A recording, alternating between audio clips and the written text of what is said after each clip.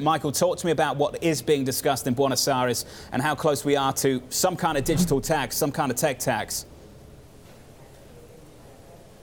Well, we're very close right now, John, and it is being talked about, especially those principles and ideas going forward for the G7. The U.S. very much opposed to this. The U.S., the home of a lot of digital champions like Google, Amazon, Apple.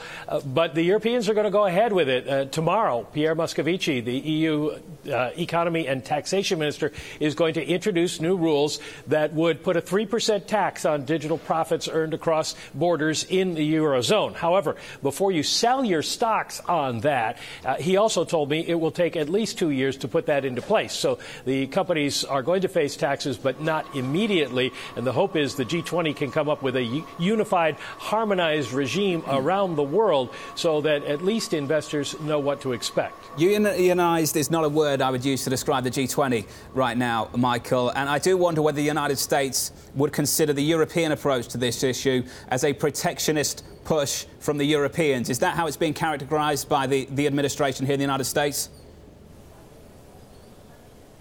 It has to a certain extent. There's a recognition that everybody has to pay their fair share, but of course the U.S. administration is very much a low tax to no tax kind of ideological group, and so they're not in favor of what the European Union wants to do. But if they have to face it worldwide, then they would like to come up with something that they can agree on, and then at least you end up with a unified tax system around the world so that it is much less complex for the companies involved. Michael, before we lose you, there is some talk of even more tariffs from the United States on China, up to $60 billion worth. How's that going down in Argentina?